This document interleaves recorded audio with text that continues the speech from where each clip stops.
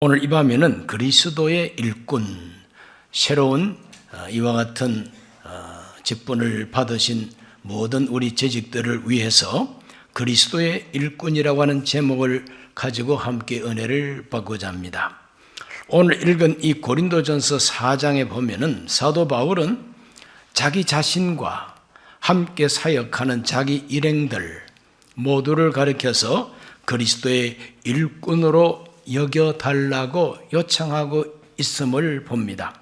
4장 1절에 사람이 마땅히 우리를 그리스도의 일꾼이요 하나님의 비밀을 맡은 자로 여길지어다 그랬어요. 여길지어다 그랬어요. 일꾼입니다. 좁게 보면은 사도 바울과 그 일행입니다. 이것을 조금 더 확대하면은 그리스도를 위하여서 그리스도의 몸된 교회와 그리스도의 복음을 위해서 수고하는 모든 일꾼들은 다 그리스도의 일꾼들이다 이 말이죠. 그러므로 여기에 계신 우리 모두가 다 그리스도의 일꾼이라고 하는 의식을 갖게 되시기를 바랍니다. 우리 가슴에 손 얹고 이렇게 한번 말을 해보십시다. 나는 그리스도의 일꾼이다.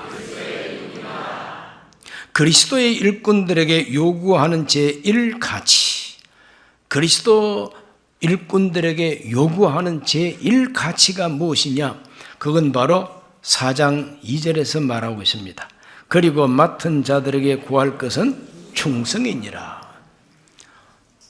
그리스도의 일꾼된 모든 자에게 요구하는 것은 충성입니다. 무엇보다도 충성입니다. 인물 잘나고 돈 많고 성공하고 이런 게 아니고 그리스도의 일꾼에게 요구하시는 하나님의 요청은 충성하라는 것입니다. 오늘 우리 모두는 하나님 앞에 충성된 일꾼 되시기를 바랍니다. 일꾼으로 부르시고 우리를 그리스도의 일꾼으로 세우신 분은 그리스도이십니다. 그래서 우리가 그리스도의 일꾼인 것입니다. 이러한 확고한 믿음을 가지고 충성을 요구하시는 하나님 앞에 어떻게 충성하면 하나님이 기뻐하실까? 이 성경을 통해서 사도 바울이 가르쳐주는 충성된 일꾼은 세 가지가 확실해야 된다고 말해주고 있습니다. 첫째는 뭐냐? 사람들의 판단을 두려워하지 말아야 한다는 겁니다. 사람들의 판단을 두려워하지 말아야 된다. 고린도전서 4장 3절을 다 같이 크게 읽어봅니다.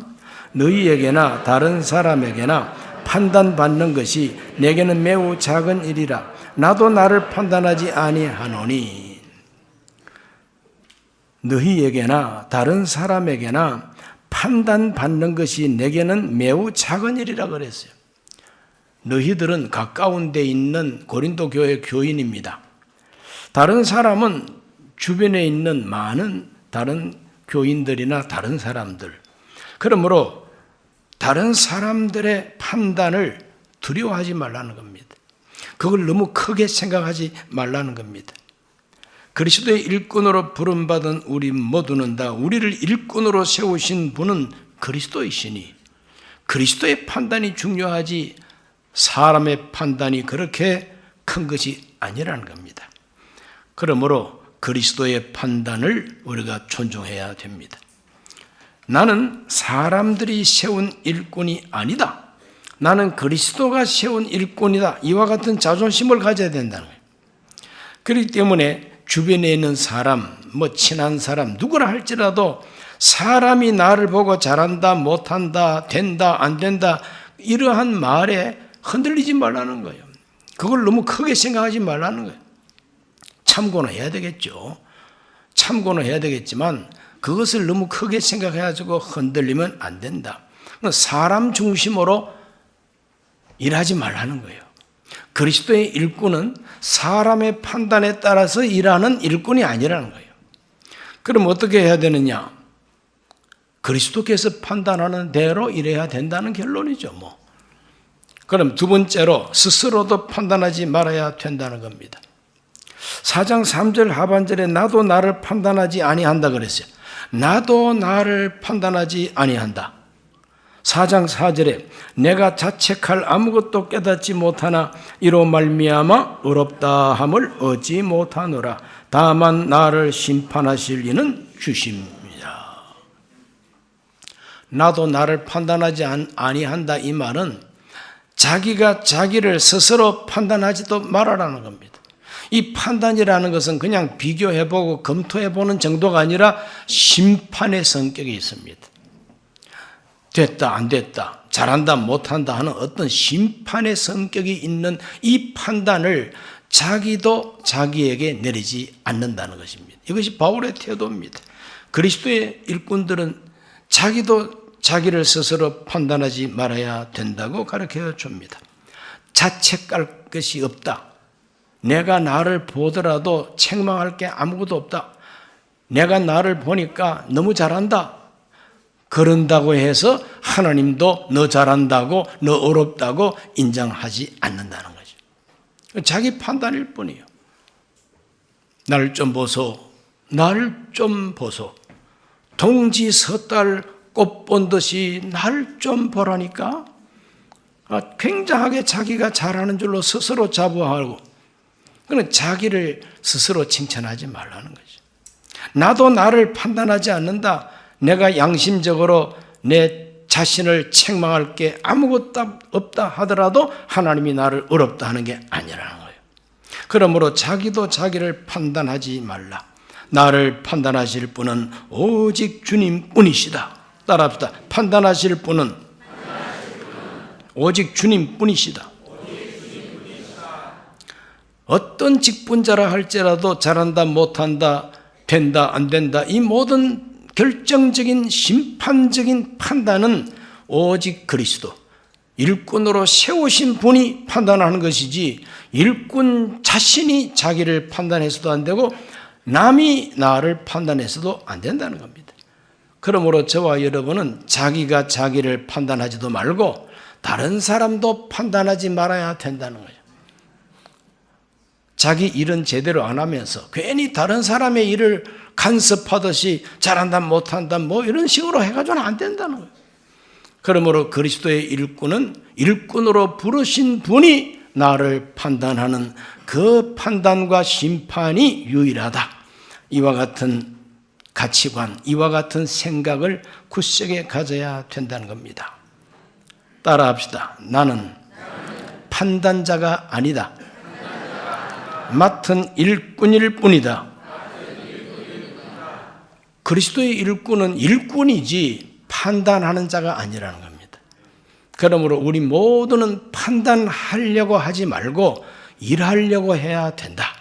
이것이 그리스도의 일꾼이요, 그것이 바로 충성하는 자세라는 것을 바울이 가르쳐주고 있습니다. 주님이 어떻게 판단하실까? 내가 이 직분을 감당하고 있는 것을 주님이 어떻게 심판하실까? 어떻게 보실까? 자꾸 거기에 우리가 마음을 두고 우리가 그것을 늘 생각하면서 내 맡은 직분을 감당하고 주께서 맡기시는 일에 충성을 해야 한다는 것입니다. 그와 같은 충성을 하나님이 우리에게 요구하신다는 것을 바울이 잘 가르쳐주고 있습니다. 믿으십니까? 그렇다고 인정하십니까? 그리스도께서 세운 일꾼이기 때문에 그리스도께서 어떻게 판단하실까를 늘 바라보고 생각해야 됩니다. 세 번째로 주님 오실 때를 생각해야 됩니다. 나를 일꾼으로 세우신 분이 다시 오신다고 약속을 했어요. 왜 오시느냐? 불신자들은 지옥불에 던지고 믿는 자들은 주께서 맡긴 일을 어떻게 했는가를 심판하러 오신다고 성경이 분명히 말하고 있습니다. 고린도전서 4장 5절 말씀 읽어봅니다. 그러므로 때가 이르기 전 곧 주께서 오시기까지 아무것도 판단하지 말라. 그가 어둠에 감추인 것들을 드러내고 마음의 뜻을 나타내시리니 그때 각 사람에게 하나님으로부터 칭찬이 있으리라.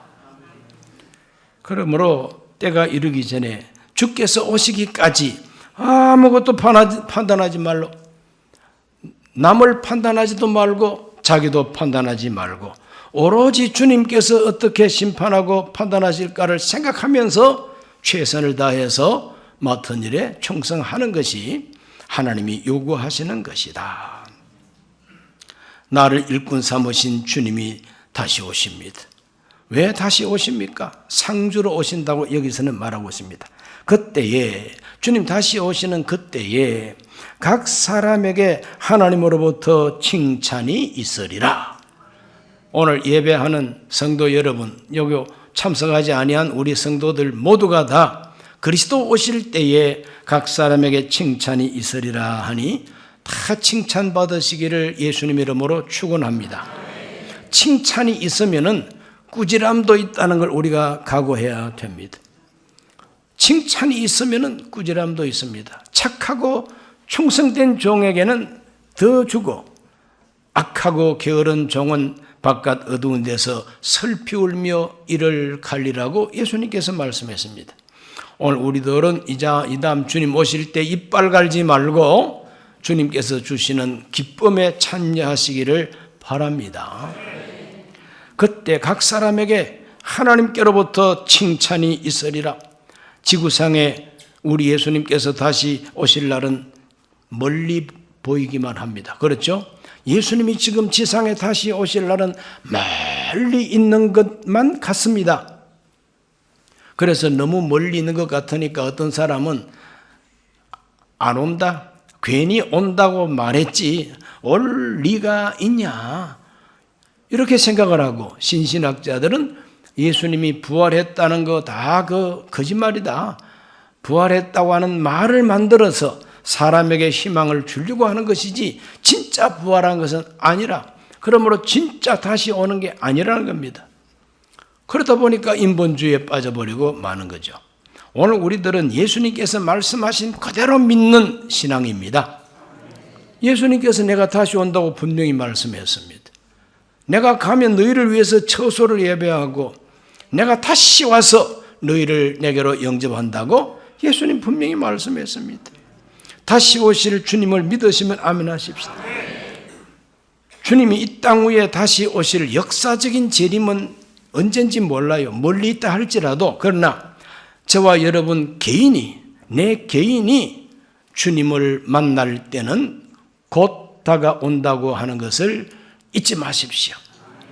내 개인의 인생에 주님이 어디까지 오셨느냐? 코끝에 와 계십니다. 다시 오실 예수님이 내 개인의 인생에는 멀리 있지 않습니다. 어디 계신다고요? 내 코끝에 와 계세요. 숨을 쉬지 않는 그 순간에 주님을 만나게 되어 있거든요. 그러므로 숨질 때가 바로 예수님 만날 때입니다. 그래서 성경은 말합니다.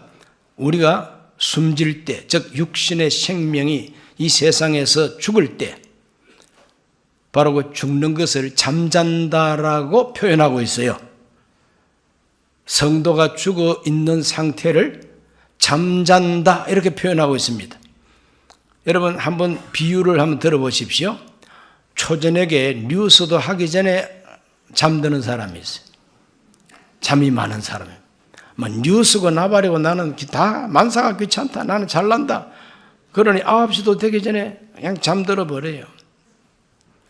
그리고 좀 늦게 자는 사람은 자정이 되고 동해물과 백두산이 마르고 닳도록 TV 보고 잠듭니다.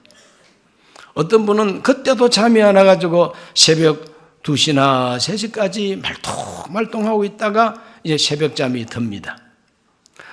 일찍이 주무시는 분, 중간에 주무시는 분, 새벽에 주무시는 분, 아침에 해 뜨는 시간은 똑같습니다. 언제 자더라도 아침에 해 뜨는 시간은 똑같아요. 그때 꼬끼요 하고 닭이 울고 다 눈 뜹니다. 잠깐 자고 일어난 사람이나 오래 잠자고 일어난 사람이나 서로가 시간차가 없어요. 똑같은 시간에 아침을 맞이합니다. 이와 같은 비유를 통해서 우리가 알 수 있는 건 뭐냐? 2000년 전에 죽은 베드로나 오늘 돌아가시는 분이나 내일 모레 돌아가시는 분이나 예수 그리스도 다시 오실 때 눈 뜨는 시간은 똑같다는 걸 아셔야 됩니다. 그렇기 때문에 역사적인 재림이 아무리 멀리서 다가오고 있다 할지라도 그 지루하게 생각할 필요가 없어요. 내 개인을 위한 그리스도의 재림은 코끝에 와 계신다 이 말. 내 코에서 숨 멈추는 그 시간이 주님을 만날 때인 것입니다. 그때 각 사람에게 하나님으로부터 상이 있고 하나님께로부터 칭찬이 있다. 그 칭찬이 바로 상이죠. 오늘 우리 모두가 다 예수 그리스도를 만날 때에 찬송과 감사로서 상 받으시기를 예수님 이름으로 축원합니다. 숨질 때 되도록 늘 찬송하면서 숨질 때까지 늘 감사하면서 봉사하고 충성하다가 눈 감으면 눈 뜰 때 예수님께서 너 수고 많아서 우리에게 상 주실 줄로 믿습니다. 기도합니다. 하나님 아버지, 오늘 이 밤에 재직 임명식을 가졌습니다. 수고 많이 하시고 이제 행정적으로 은퇴하시는 장로님들, 그동안의 그 수고에 큰 보답을 내려주시옵시고 계속해서 수고하실 모든 분들에게 은혜와 능력 더하여 주시고 주님이 요구하시는 충성을 다해서 마지막 날 주님 오실 때에 칭찬받게 하여 주시옵소서. 예수님 이름으로 기도하옵나이다. 아멘.